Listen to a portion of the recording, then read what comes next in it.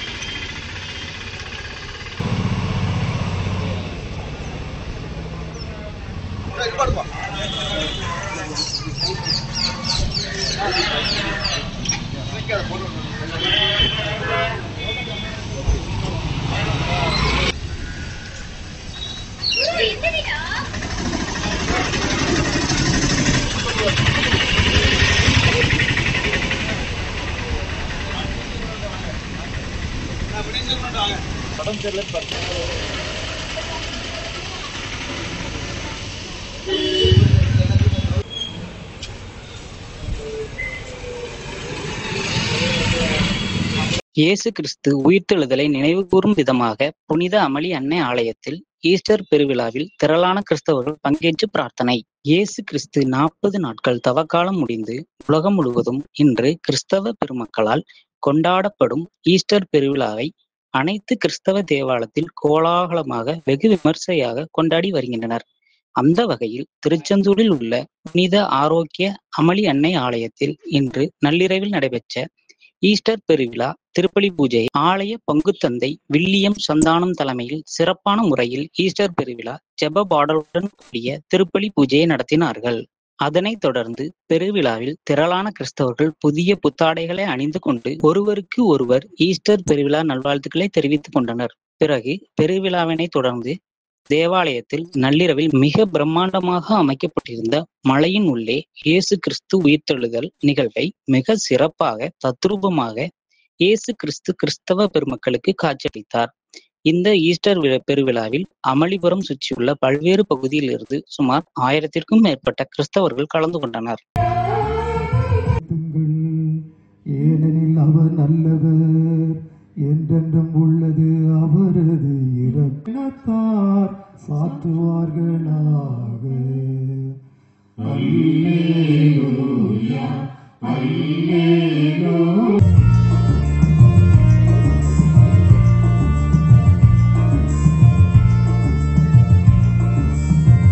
திருமுழுக்கின் வழியாய் நாம் அனைவரும் கிறிஸ்துவோடு இறந்து புதைக்கப்பட்டோம். கிறிஸ்து சாவினின்று வாழ்வுக்கு கடந்து சென்ற இந்த பாஸ்கா பெருவிழாவிலே அவருடைய உயிர்ப்பில் பங்கு கொண்டு பொது வாழ்வு வாழும்படி திருமுழுக்கின் போது நாம் இறைவனோடு செய்த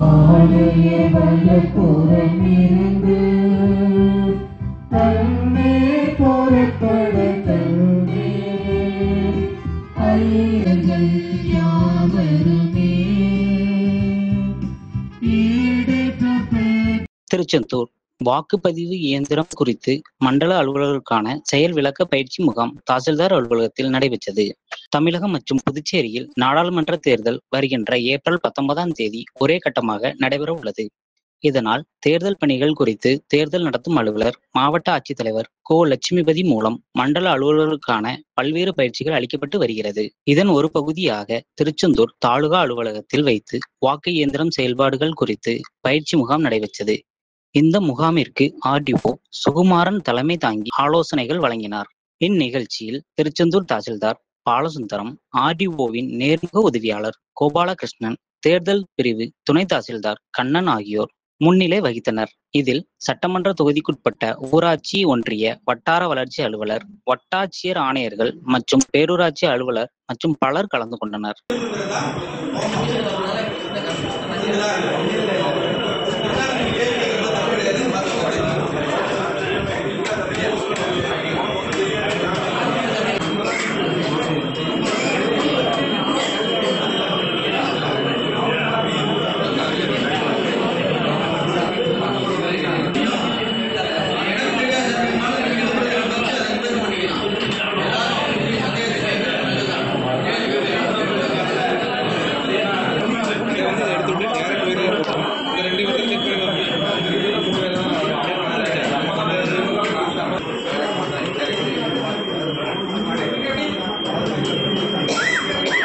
திருச்செந்தூர் திரு ராமய பாகவதர் நினைவு நிலை செந்தில் முருகன் நடுநிலைப் பள்ளியில் கல்வியாண்டு 2023-24 8ஆம் வகுப்பு மாணவர்களின் பிரிவு உபசார விழா நடைபெற்றது.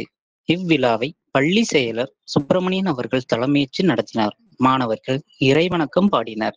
ஆசிரியர் சக்திவேலு நிகழ்ச்சிகளை தொகுத்து வழங்கினார். ஆசிரியர் சுமதி வரவேற்பு வழங்கினார். இதனைத் தொடர்ந்து பள்ளி செயலர் சுப்பிரமணியன் அவர்கள் மாணவர்களுக்கு கல்வியின் அவசியம் பற்றி சிறப்புரை வழங்கினார். மாணவர்களுக்கு ஆசிரியர் உமா, உதவி ஆசிரியர் சாந்தகுமாரி, உதவி ஆசிரியர் ராஜேஸ்வரி ஆகியோர் வாழ்த்துரை வழங்கினர். இதனைத் தொடர்ந்து மாணவர்கள் ஆசிரியர்களுக்கு பரிசுகள் வழங்கினர். பள்ளி செயலர் அவர்களுக்கு பரிசுகள் வழங்கி கௌரவித்தனர். பின்பு உதவி ஆசிரியர் லட்சுமி நன்றியுரை வழங்கினார்.